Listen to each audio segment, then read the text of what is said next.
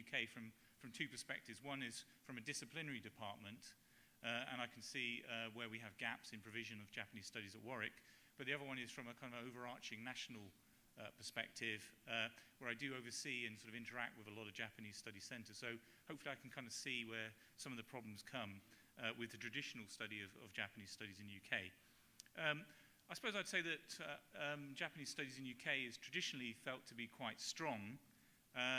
Many in the UK would like to regard the UK as kind of the number 2 concentration of Japanese studies, certainly obviously in the English language outside the United States. And I think, I mean, you know, others may disagree with that, but I think the UK's relatively strong position in Japanese studies is derived from the fact that there were a number of very strategic investments in Japanese studies from the 60s until the 80s. So, of course, the UK, Great Britain, always had a tradition of Japanology, but there was a kind of more social science, more methodological turn, but it wasn't a complete turn, but nevertheless there was more of an effort to invest not in Japanology, but more in Japanese studies as social science or as good methodology in the 60s and the 80s. And I think that's helped to carry Japanese studies through a number of challenges. So there are a number of very strong Japanese studies centres in the UK, Sheffield, Leeds, Manchester, Oxford, SOAS, and most recently the establishment of a Japanese Studies Centre at East Anglia.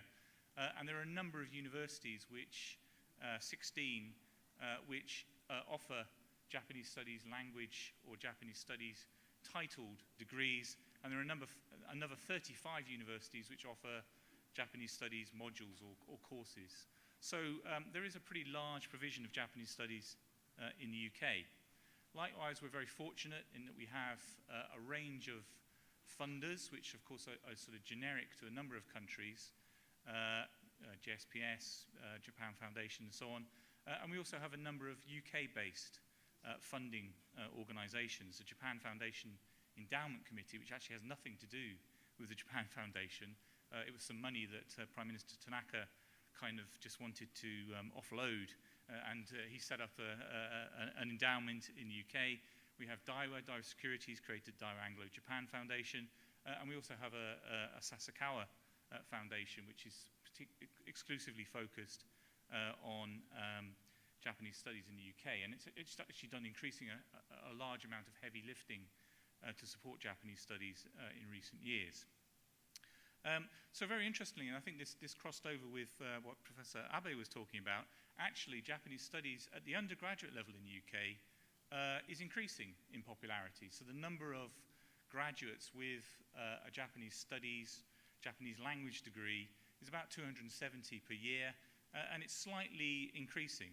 And actually, very interestingly, I was looking at the Higher Education Statistic Agency's numbers before I prepared this talk, and actually Japanese studies at undergraduate level is still ahead of Chinese studies in the number of undergraduates that are being produced from UK universities. So at the undergraduate level, Japanese studies is quite healthy, but I think where we have a problem is more at, it's here PGT, we call that postgraduate taught, and PGR, postgraduate research. So really at MA and PhD level, there's more stasis, and even, I think, particularly at research level, a bit of a decline, or certainly a decline in the traditional types of PhDs in Japanese studies. And then other strengths that we do have are, of course, we have the interest in manga, anime, JET program, and so on. Of course, all these things have helped to sustain and make Japanese studies strong in the UK. But there are a number of key challenges which Japanese studies is experiencing. And it's a kind of a sort of pincer movement on both sides for Japanese studies in the higher education environment. The first problem is the research funding environment in the UK. Carolyn mentioned this earlier on, and Australia kind of adopted from the UK context something which we call the research assessment exercise, or research excellence framework, where really the UK government, or an agency of the UK government, evaluates the entirety of research across all UK higher education institutes. and it's a very cutthroat, very competitive process. And this leads to a particular kind of channeling of funding into particular kinds of disciplines. So that exercise tends to emphasize disciplinary strengths, disciplinary outlets for your publications, a lot of emphasis on methodology, and less emphasis and less leeway given to what we might call traditional area studies. So that has tended to undermine the research standing of many Japanese studies institutes and specialisms where perhaps disciplinary expertise or methodological expertise has not always been their forte. Likewise, on the teaching side, again, UK higher education has gone through a number of changes. I'm sure you may have heard about this in the news, but essentially UK higher education has been undergoing a process of de facto privatisation. I mean, all UK universities are nominally what you might call national universities in the UK, but in fact, most of their funding is now private, and students are now paying a non-subsidised full fee as of last year. So what universities are tending to do, of course, is in order to compete for undergraduates and to generate as much surplus as possible, is that they are moving to much more high-demand, low-cost delivery programs. And of course, Japanese is really the opposite of that, because demand is relatively low and costs, especially because of teaching costs, are high. So there's a kind of twin pressures from research funding, teaching funding. And likewise, there are problems with the traditional funders of Japanese studies in the UK. Many of the private foundations are becoming short of money because of the Japanese recession. There is some attack on secondary education, Japanese provision. So you can, if you want, you can study Japanese from age 11 or 12 in UK schools. But there's some talk about withdrawing that qualification from the national curriculum. So again, this is undermining potentially the stock of Japanese undergraduates. And one of the things we've seen in recent years is actually the closure of some Japanese study centres. So Stirling in Scotland closed in the late 80s, and Durham closed in the mid-90s. And I think, as I pointed out before, I think the biggest challenge is really renewing the academy in the UK. So undergraduate provision is fairly strong, but MA and PGR, PhD, and especially postdoctoral provision is suffering somewhat. So what kinds of responses have we attempted in the UK to meet these challenges? This is my last slide. Well, there have been some key funding initiatives from the UK government and some of the sort of key stakeholders in Japanese studies. So we have a thing in the UK called the Economic and Social Research Council, which gives out a lot of research money to UK higher education institutes. And they created something called the Strategic Languages Initiative about 4 or 5 years ago, where they put several £1 million into key languages like Japanese, Chinese, and Arabic. That's had some effect in boosting Japanese studies in the UK, but that program has now come to an end with various UK government cuts. So actually how much mileage that has is questionable. The Sasakawa Foundation actually created 13 new lectureship positions in the UK over the last 5 years. That's been a wonderful program in many ways to boost capacity, but again, that program has come to an end. And then we have a new thing called the Sainsbury Institute, which is funded by the Sainsbury family, which is extremely rich business family. They created the new institute at the University of East Anglia. But again, that's very much focused on art and cultural issues, and it hasn't possibly diffused more widely outside into arts and humanities, into social sciences. There's a very interesting experiment at Oxford where they've tried to bring together all their area studies departments into an interdisciplinary school of area studies. But exactly how that's going to pan out is quite interesting. Certainly it doesn't seem to have had a massive impact on MA or PhD recruitment into Japanese studies. My own organisation, Badges, has tried to put a lot of effort into next generation sort of researcher capacity building, so doing a lot of training around PhD and trying to work on postdoctoral funding. There's also some talk about how to rationalise funding of Japanese studies in the UK. A lot of institutions and funders seem to fund exactly the same thing and actually compete with each other rather than pooling the resources. But I think probably the main movement, these are my last 2 points, the main two directions that we will see the development of Japanese studies is firstly more disciplinary. I think we'll see Japanese studies increasingly sort of melting away somewhat from Japanese studies centers and becoming more vested within disciplinary departments and instead more sort of virtual crossovers and centers between those departments, because obviously those departments can generate undergraduate numbers and the funding. And then I think the second very interesting development is trying to boost more regional cooperation amongst Japanese studies institutes within the European EU research space. So we do have a very large European Association of Japanese Studies, which is quite active and trying to sort of leverage Japanese studies, national Japanese studies capacity around the European Union. And I'm involved in something called the Europe-Japan Advanced Research Network, where we're trying to actually connect different elements of political science and economics within different EU countries, to try and enhance the prominence of Japanese studies in Europe. So I guess this is really my last point. So I suppose what we're trying to do in Europe on a regional level is the kind of thing that Professor Abe was talking about on a global level, of how you may be able to actually bring together and to make Japanese studies more than the sum of its individual national parts in order to keep it healthy and vital. So I'll stop there. Okay, thank you.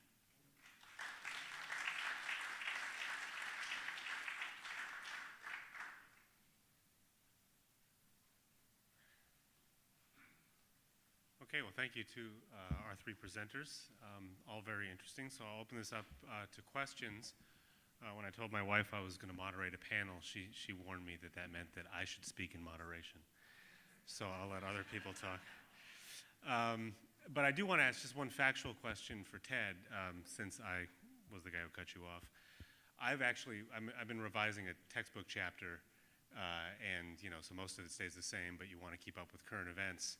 And so obviously 311 is a big thing that I need to say something about, and I've been searching for images on the internet, and found a lot of great images, but one of the difficulties was knowing what was available for use, what might be copyrighted, someone owns, who do I ask for permission to use this image?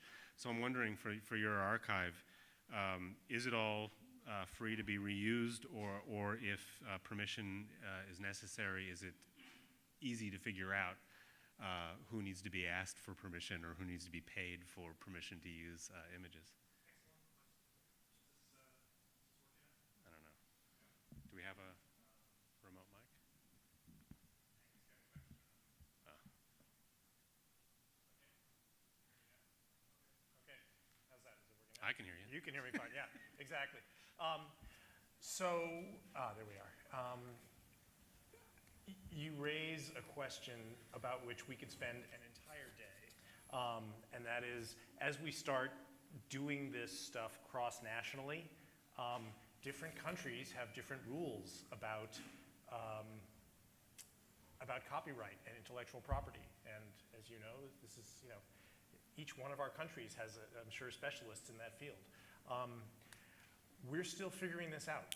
And what we've decided, one of the reasons, when you look at that list of partners up there, one of the potential partners missing from that is the Harvard University Library. And that's because Harvard University Library has a very narrow, strict definition of what they'll allow, what they'll support, and what they'll, that's like the third slide in, I think, the next one. Yeah, that one. So Harvard University is not in there because Harvard takes a very conservative approach to copyright, and we have decided to go with a more cavalier, cowboy approach to say that if somebody objects to something being up there, we will absolutely take it down. All of our partners have agreed with this, and when we meet in Japan and with all these groups, NHK, is, perhaps not surprisingly, the most resistant to allowing us to do, if they put up a 3-minute video clip and you take 15 seconds of it and put it somewhere, they're not happy. The 3 minutes is there for a reason. Likewise with images. So the answer is buyer beware. You can cite it, but there's at present no mechanism for permissions and copyright issues. For example, I should just mention that Yahoo Japan, which is our largest source of images, they have about 30,000 images that people have put up. When you upload images to Yahoo Japan, you have to click on a thing that says, this is for public use. And I think the general spirit of this project is, it's out there, please use it. Thank you. Okay, we can open it up to the floor for questions of any of our speakers. Yes, do we have a microphone? If you could share with us any testimony in terms of the impact that the site has had, either internally in Japan or externally. Wow. So this is a site that, it's an organic thing, and now we just passed the 2-year, I can answer that in a lot of different ways, but we've just passed the 2nd anniversary of the disasters. And as time goes on, victims of the disaster are willing to share things that they were not willing to share in the immediate aftermath. And we see this with lots of disasters. I mean, 9/11, at the 10-year anniversary, people were coming out with stories and experiences. So it really is something that takes a while to create a full memory public record of. And so there's a partner that's not listed here called Sendai Media Tech, which is a really nice public library up in Sendai. And they have a project where they give cameras to people, anybody who will use them, and you can just take them out and talk to the camera, or take it to someone's house and have them talk to the camera. And these testimonials are going to be up on our site soon. And it's just the impact of being able to create a fuller memory and record of it is. Yeah. Does that answer? Okay, thanks. We have another question, yes. Hi, thank you both, everyone, for your interesting talks. I have one question for Ted and one for Christopher. Ted, I think this is a really amazing project that you're working on, but one part of it that seems to be kind of lacking is the kind of the governmental side of the documents. Like, is there a attempt to kind of create more transparency from the perspective of like what the government, what kind of information was producing? It seems more like a kind of attempt to focus on cultural production, but not maybe what is also the other side of that cultural production. How does infrastructure decisions by the government or by TEPCO, for example, like how is that lack of transparency also part of something maybe that your project is trying to reconcile? Mm-hmm. And for Chris, as Francois pointed out, there's an overproduction of like higher level graduate students in Japanese studies in France with a lack of jobs. And I was just kind of wondering why, in that sense, like, would it be strengthening Japan studies to constantly be producing more students? Wouldn't, in some level, especially at the graduate level, like a kind of stasis actually be that what strengthens Japan studies? Because it seems like in some ways, just focusing on continued production and popularity could lead to weakening the field rather than strengthening it. Thank you. Go ahead, Chris. Or you guys want to go first? Oh, all right. Well, getting information out of the Japanese government is, has always been challenging and continues to be so, especially on this issue. But the National Diet Library is really the go-to place for that kind of information, and they have a nice, their site is very valuable and has a lot of official response, but also local governments, and we are sort of continuing to expand the list of partners that we can list here. Are essential, and newspapers have such great relationships with local governments and with corporations. I don't want to say great. They have iterated relationships. They have long-term relationships. So they sometimes have access to material that we can't get going in the front door. And that's something we're working on developing. Yes. Can you hear me okay? talk anyway. Yeah, so I mean, it's a good question. I mean, in a sense, it depends how you define a sort of Japanese studies PhD, right? So I would say that in my talk, I was sort of defining it as a traditional PhD student who comes out of a Japanese studies center with a PhD in Japanese studies or whatever it's called. But I mean, I think in other areas of the UK, there are plenty of people coming out who are working on Japan, who have projects about Japan, who may be coming out of a disciplinary department, and I think there's actually quite a strong production of that. So the sort of, in some ways, the strength of what you might call Japanese studies is kind of camouflaged by the fact that it's not called Japanese studies, but nevertheless, there are plenty of people working on Japan. I mean, in a sense, that's fine, and those people can find jobs relatively easily as long as they have a good methodology, good theory, they have a comparative aspect maybe. That's fine. But obviously, what you tend to lose with those kinds of graduates is you tend to lose the language skills. So you have people who can't read the Japanese text. Now, you can debate whether that's good or not for the study of Japan, but many people would argue that that makes Japanese studies poorer for the fact that many of these scholars can't access these range of skills. So in a sense that's fine, but I think in some ways it's undermining Japanese studies. And I think what we're seeing in the UK certainly is that there is a shortage of really good sort of traditional Japanese studies specialists to go into the fact that, I mean, there are jobs, right? So Sasakawa created 13 lectureships in Japanese studies, and I think only, again, maybe this sounds a bit parochial because I'm not really trying to say this because, as I talked about the importance of the whole European research space, but nevertheless, I think of those 13 or so, I think only 2 of them were UK nationals, and I think only 2 or 3 of them actually came out of UK Japanese Studies Centers programs. So actually, a lot of the talent is coming out of France, or Germany, where it's more difficult to find an academic position. Now, on one level, that's fine because that's what Europe's about. It's about that kind of transnational cooperation. But on another level, again, it kind of, there are questions about sustainability of that and how it will impact on university priorities.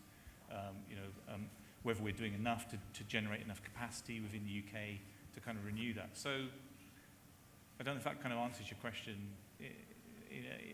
Again, it depends how you define a Japanese studies PhD and what you're looking for. I think there are plenty of people with PhDs interested in Japan, but that kind of traditional notion of Japanese studies is weakening, I think. And that's, in some ways, that's a shame, I think. Yeah. If I may just add one comment on that. First, I'll take an example from the UK. It's the first time that at Oxford University, the professor of art history is a sinologist, Craig Clunas, which shows that somehow the dialogue between disciplines is going on. But I'll give you just one precise example. If you take just Paris as a city, you'll have 35 tenured professors in Japanese studies. And if you take one field, I'm not an expert, I'm a bit more than an amateur, which would be art history. French museums do not require PhDs. And we have, a bit like in the UK, a national school called École du Louvre, which trains curators. So if you focus on East Asian art, you need 2 years of Japanese, which means basically you know nothing, you can tell your name. But if you pass the exam of the School of Curators, you can become a curator at a French museum that has major Japanese collections. So, but if you take a PhD in Japanese art history, there is no way you're going to become a curator unless you accept the fact that going back to that very bureaucratic process of going through that school, the level will be, of course, much, not exactly what you expect, but outside of that, you don't get the position as a curator. What about the United States? I can only take the example of where I'm now, at the Freer and Sackler in Washington. You have 4 curators for China. Only one of them has a PhD. You have 3 curators for Japan, only one of them has a PhD.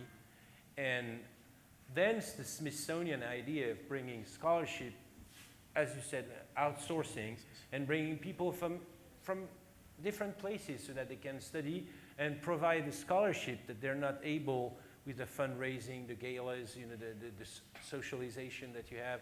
You're not able to have that scholarship. But I think that's the only way of outside that conundrum. Today, for a French student who takes a PhD in Japanese studies, he has 2 or 3 options. The first option is hoping there will be a position he can take. And my hunch would be, if that's the case, take the first one you find, because it's going to be difficult. Second thing, we lose a lot of people, not losing them, but they start wholly different careers, working foundation, what would be think tanks, but they're lost to Japanese studies in the academic sense. And the third case is, and that's, I guess, the most frequent, people abandon their PhDs because they realize they're just going nowhere and decide to go back on the market. So that's one of the major issues of training people and then looking at those people. So you have a huge input of people. I said 1,000 students taking, you know, Japanese studies as undergraduate levels, 50 PhDs a year. And it would be interesting to do the math and say how many of these people do ever get tenured at one place, and add on top of that, because I think that's the theme of today's meeting, that the French system is about to change in October, so that's going to be a major change. We'll introduce for the first time in a country where distant cousins are on the pitch as in real life, national universities will have, for the first time, it will introduce the notion of a 6-year period in order to get tenured, which is quite close to what you have in the United States. But that means that you will be associate professor, or more precisely, a lecturer for 5 years. And after that, it can be, you know, okay, we'll hire you, you'll be tenured, but most likely it will be, that's it, find another place. Right. And the state budget, I think it's the same in every country, budget cuts. Any federal project is budget cuts. So why would you hire a professor that you will have to pay more at a young age because he's brilliant? Well, I was not like that, but somehow I went through. And what would you do, you know, if you say we can renew, take another associate professor that you will underpay, have him for 5 or 6 years, and so the French system is really going to witness that shift. The good side is no more, I'm not an anthropologist, though I worked a lot with Claude Lévi-Strauss when he did his selected works for the French classics, but the thing it's going to do is they wanted to stop what anthropologists call endo-appointment. You were the guy from UCLA, took your PhD, you know, a bit like in the Japanese way. You were someone's, you know, desi, and the disciple that the master loved, and and then you got the position. And that kind of system was very, I would say 75% of French associate professors took PhD with a professor that appointed them almost at the same university. In order to stop that, the state has decided that we'll have that new system of 6 years. Unfortunately, the good thing is we'll stop maybe that kind of parochial, graduated from the same university, get appointed there. The problem is how many students will be able to face that challenge and to answer it.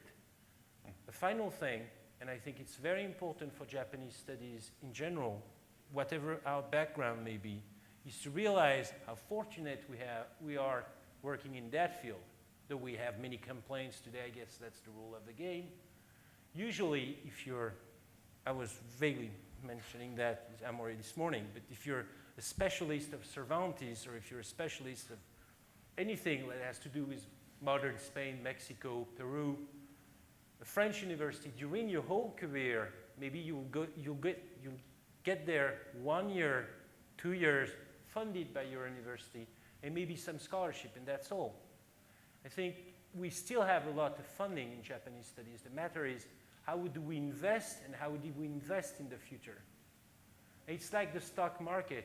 You can go with minimum risk and minimum profit, or you can, you know, roll the dice and see what happens. So I think that new system, maybe in the future we'll have to talk about that. You'll invite someone to talk about that, but that's I just want to offer, I want to offer a little bit of heresy here in this room, but what the heck, I'll throw it out there. I like the idea of hybridity, okay? I really do. And I loved your example of, you know, the opportunity that exists for people, you know, who study Russian history and the people who study Japanese history to sort of go and look at each other. But it really, they have to work together because each side can't do it alone. And so you need people who can handle both Russian and Japanese. Well, we have scholars who can handle Russian. We have scholars who can handle Japanese. Things need to be more collaborative. The project that I showed today, it's not one person's project. It's enormous how many people are involved. Because a lot of us can read the Japanese, but I know nothing about the tech side. You know, I mean, I can barely find my laptop. And so we've had to bring in all these people. And what it does is it creates a risk of, you know, Japanese studies gets diluted, and we have to get over ourselves a little bit about that if we want to be part of the change in higher ed. Both of your national systems are changing. There's huge changes happening here in the state of California, and even in the US, there's, you know, higher ed is changing, you know, ridiculously. The San Jose State Philosophy Department put out a letter saying they're not going to use lectures by, you know, the MOOC type classes, massively online open courses, right. So in other words, replacing local teachers with these big lectures. Of course that doesn't work in Japanese language, but it might work in, you know, a course, you know, some gateway level course. Yeah. If I may add another heresy on that, is that I don't see why it would be impossible to know Russian and Japanese. I mean, if you're able to learn Japanese, you can know Russian. If you're able to learn Latin and Greek, you can know Spanish, you can read Portuguese, you can even know French. And I think the notion I insisted is that in the training of students, I'm not asking to be a China or Korea expert, but people in Japan take that's obvious. The knowledge of a second Asian language right, but is at a some way level, of bringing the field to another dimension, and people are, the systems we have today make that very difficult. right, but at some level you're limited, okay? Russian, Japanese, yes. Even Chinese, Korean, Japanese, yes. But at some level you're going to hit the point where I say, okay, I can't do this, I need to bring someone else in. And you have to be willing to do it. In China proper, people are working a lot because the contacts with the Japanese merchants, the end of the Ming Dynasty, the early Qing Dynasty. The Qing Dynasty, the main language is Manchu. Yeah. You have less than 20,000 speakers today. And the United States, outside Nicolas Di Cosmo, who's a good friend, not many people can read Manchu. Right. So when they had interactions with Japan during the Sakoku context, of course it was written in classical Chinese, but also in Manchu. You had at Nagasaki at least 25 Manchu experts working on it. So those intermediate languages that mean so much for Asian studies have been discarded completely. Don Lopez, a good friend of mine, says that no significant contribution has been made, he loves that, but to the Buddhist studies since 1844, when a French scholar named Eugène Burnouf translated the Lotus Sutra. Since then, it's all been a farce. Read his latest book called From Flesh to Stone, A Life of the Buddha. And he has a strong point in there. That kind of interaction somehow shut down, as you said. That's why I think the future lies in entering dialogue with real historians, other historians that are not only, that know only Japanese things. But it's very difficult. Yeah. Lévi-Strauss was able to do that with people like Kawada in Japan. But the other way around, it's really revolution in the mind that you need to bring among students, but also